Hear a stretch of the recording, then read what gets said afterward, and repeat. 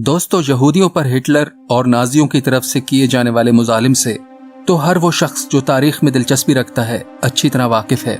Germans की तरफ से कंसंट्रेशन कैंप में किए जाने वाले गैर इंसानी मुजालिम के शिकार लोगों में से सबसे ज्यादा जिक्र एक 15 साल यहूदी लड़की एन फ्रैंक का किया जाता है, जिसकी वजह एक डायरी है जो इस लड़की की मौत के बाद शाया की गई, जो होलोकास्ट में यहूदियों पर किए जाने वाले मुजालिम का एक जीता जागता सबूत है।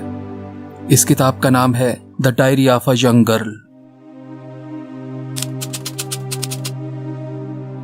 यह किताब 20वीं सदी की सबसे अजीम किताबों में से एक मानी जाती है। इसको पढ़कर आप हिटलर के गैर इंसानी सलूक को बहुत करीब से महसूस कर सकेंगे। आज के वीडियो में मैं आपको एन फ्रैंक के बारे में वो बातें बताऊंगा जो आपने पहले कभी नहीं सुनी होंगी। मैं हूं नदीम गिलानी और आप देख रहे हैं Nadeem Gilani YouTube channel. Number 1, Anne Frank 12 जून 1929 को जर्मनी के शहर फ्रैंकफर्ट में पैदा हुई। जब वो महज 4 साल की थी तो जर्मनी का इक़्तिदार हिटलर और नाजी पार्टी के हाथ आ गया और नाजियों ने यहूदियों को गिरफ्तार करके कंसंट्रेशन कैंप मुंतकिल करना शुरू कर दिया था। यूं फ्रैंक फैमिली जर्मनी छोड़कर नेदरलैंड के शहर एम्स्टर्डम शिफ्ट हो गई, लेकिन कुछ ही अरसा में जर्मनी ने नेदरलैंड पर हमला करके कब्जा कर लिया और नेदरलैंड में मौजूद तमाम यहूदी नेदरलैंड में फंस गए और यहूदियों को जर्मन फौज ढूंढ ढूंढ कर टॉर्चर सेल मुंतकिल करने लगी। नंबर 2, फ्रैंक फैमिली ने एम्स्टर्डम में ही छुपने का फैसला किया और उन्होंने एक मसाला बनाने की फैक्ट्री के ऊपर एक सीक्रेट अपार्टमेंट में पनाह ली, जहां उनके साथ 4 और यहूदी भी छुपे हुए थे। इस अपार्टमेंट को सीक्रेट एनेक्स कहा जाता है। नंबर 3, सीक्रेट एनेक्स में जाने से 24 दिन पहले ही एन 13 साल की हुई थी। 13वीं सालगिरह के मौके पर एन के बाप ओटो फ्रैंक ने एन को एक डायरी गिफ्ट दी थी। उसके बाद 6 जुलाई 1942 को एन और उसकी फैमिली नाजियों के डर से सीक्रेट एनेक्स में छुप गए, जहां उन्होंने 2 साल और 35 दिन गुजारे। यही वो वक्त था जिसमें एन ने अपनी डायरी लिखी थी। नंबर 4 अगस्त 1944 को नाजियों ने सीक्रेट एनेक्स में छुपी फ्रैंक फैमिली को ढूंढ लिया और उनको एम्स्टर्डम से ओशोविट्ज कंसंट्रेशन कैंप में भेज दिया, जहां मर्द और खवातीन को अलग अलग रखा जाता था। लिहाजा एन के बाप को उनकी फैमिली से अलग कर दिया गया, लेकिन एन, उसकी बड़ी बहन मार्गो और उनकी मां काफी दिन तक ओशोविट्ज कंसंट्रेशन कैंप में एक साथ ही रहे, जहां उनसे काफी भारी काम करवाए जाते थे। कुछ दिनों के बाद एन और मार्गो को उनकी मां से भी अलग कर दिया गया और दोनों बहनों को बर्गर बेल्सन कंसंट्रेशन कैंप भेज दिया, जहां दोनों की डेथ हुई। नंबर 5, आज तक ये नहीं पता चल सका कि फ्रैंक फैमिली को किसने धोखा दिया था और जर्मन हुकाम को फ्रैंक फैमिली के सीक्रेट एनेक्स में छुपने की इतला किसने दी थी। नंबर 6, वो नाजी ऑफिसर जिसने एन फैमिली को सीक्रेट एनेक्स से गिरफ्तार किया था, उसका नाम कार्ल स्लेबरबोर था। जब वर्ल्ड वार खत्म हो गई और एन की डायरी पब्लिश हो गई तो कार्ल ने इस बात का इतराफ किया था कि उसने भी एन की डायरी इस उम्मीद से खरीदी थी कि शायद इस डायरी में एन ने उसका भी जिक्र किया होगा, लेकिन उसको डायरी पढ़कर मायूस होना पड़ा। नंबर 7, जब कार्ल ने सीक्रेट एनेक्स से फ्रैंक फैमिली को गिरफ्तार किया तो तमाम कीमती सामान और पैसा जब्त कर लिया, लेकिन कुछ पेपर्स और नोटबुक को गैर जरूरी समझते हुए जमीन पर फेंक दिया था, जिसमें एन की लिखी डायरी भी शामिल थी। जब बाद में एन की डायरी पब्लिश हो गई तो कार्ल से एक रिपोर्टर ने पूछा कि क्या आपने एन की डायरी पढ़ी है? तो कार्ल ने जवाब दिया, हाँ, मैंने कुछ दिन पहले ही उसे खरीदा था। तो रिपोर्टर ने कहा, आप उस डायरी को पढ़ने वाले पहले इंसान बन सकते थे। इस पर कार्ल ने हंसते हुए कहा कि काश मैं उस डायरी को फ्लोर से उठा लेता। नंबर 8, जब एन की डायरी पब्लिश हुई तो हजारों लोग एम्स्टर्डम के उस सीक्रेट एनेक्स को देखने जाने लगे, जिसमें एन और उसकी फैमिली ने छुपकर दिन गुजारे थे। 1960 में इस पूरी बिल्डिंग को एक म्यूजियम में बदल दिया गया। अब उसे एन फ्रैंक हाउस कहा जाता है। हर साल लाखों विजिटर्स इस बिल्डिंग को देखने आते हैं। नंबर 9, एन की बहन मार्गो ने भी एक डायरी लिखी थी, लेकिन वो डायरी कभी किसी को नहीं मिल सकी।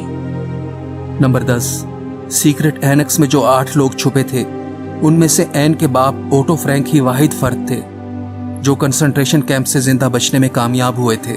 वापस लौटने पर उन्होंने अपनी बीवी और दोनों बेटियों को ढूंढा, लेकिन उनको मालूम हुआ कि वो सभी मर चुके थे। नंबर 11, मीप गैस, जो फ्रैंक फैमिली की दोस्त थी। जब फ्रैंक फैमिली सीक्रेट एनेक्स में छुपी हुई थी, तब ये खातून अपनी जान खतरे में डालकर फ्रैंक फैमिली के लिए खाना और जरूरी सामान सीक्रेट एनेक्स तक लाया करती थी।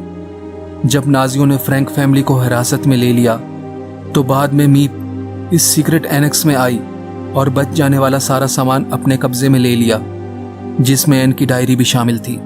जब एन के बाप ओटो कंसंट्रेशन कैंप से बच निकलने के बाद वापस आए, तो मीप ने वो तमाम सामान ओटो के हवाले कर दिया।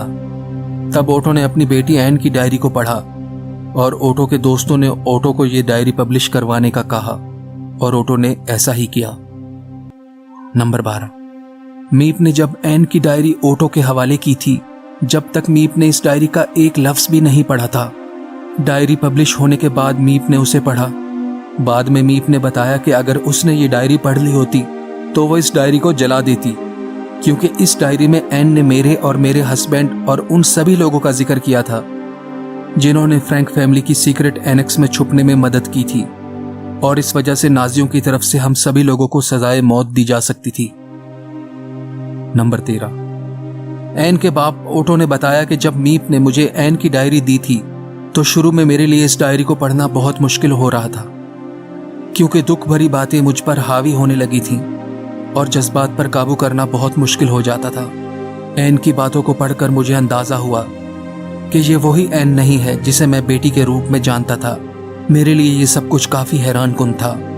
मुझे उस बच्ची के जज्बात और एहसासात का कोई अंदाजा नहीं था। मजीद ओटो का ये कहना था कि मैं इस डायरी को पढ़कर इस नतीजे पर पहुंचा हूं कि ज्यादातर लोग अपने बच्चों को बहुत कम जानते हैं। नंबर 14, यूं तो इंटरनेट पर एन की सैकड़ों तस्वीरें देखने को मिल जाती हैं, लेकिन अगर वीडियो की बात की जाए तो सिर्फ एक ही वीडियो एन की, जो कि 4 सेकंड पर मुश्तमिल है, इंटरनेट पर नजर आती है।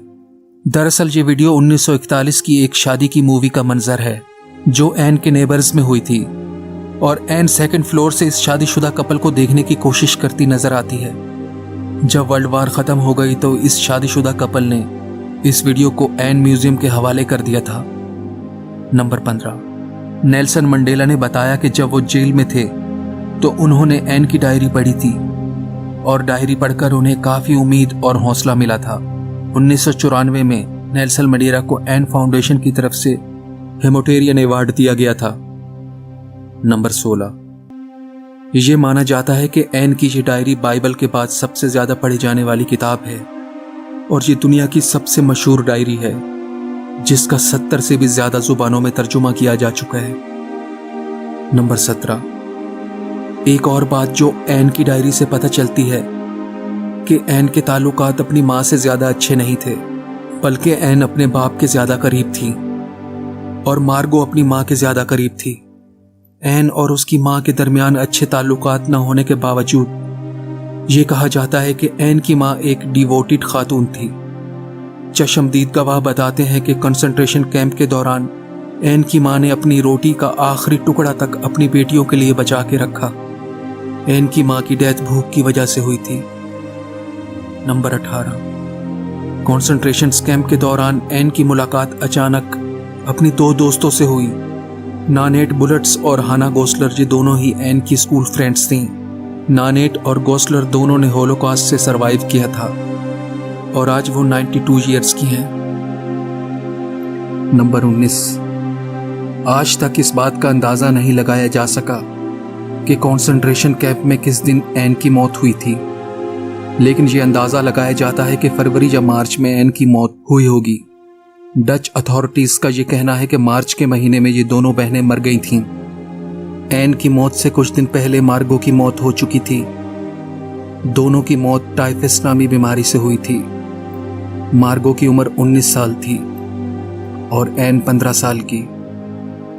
नंबर 20, 15 अप्रैल को ब्रिटिश आर्मी ने बर्गन बेल्सन कैंप को आजाद करवा दिया था, लेकिन दुख की बात यह है कैंप आजाद करवाने से कुछ हफ्ते पहले ही एन की मौत हुई थी।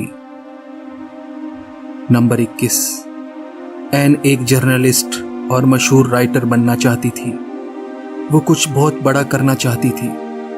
5 अप्रैल 1944 को एन ने अपनी डायरी में लिखा था, मैं उन औरतों की तरह जीने का सोच भी नहीं सकती जो अपना काम करती रह जाती है और फिर भुला दी जाती है। मैं इस तरह की जिंदगी नहीं गुजार सकती जैसे सारी औरतें गुजारती हैं। मैं ऐसे जीना चाहती हूं जिनसे सबका फायदा हो, उनका भी जिनसे मैं कभी नहीं मिली। मैं मरने के बाद भी जीना चाहती हूं। आज एन ने वो कर दिखाया जो वो करना चाहती थी, और एन मरने के बाद भी जिंदा है, जिसकी जिंदगी भरी डायरी आज लाखों लोगों को इंस्पायर कर रही है। दोस्तों, उम्मीद करता हूं एन फ्रैंक के मुतालिक आपको ये तमाम बातें पसंद आई होंगी, और अगर वीडियो पसंद आया हो तो मेरा चैनल नदीम किलानी सब्सक्राइब कीजिएगा। मिलते हैं इसी तरह की किसी और इंटरेस्टिंग वीडियो में। जब तक के लिए इजाजत दीजिए।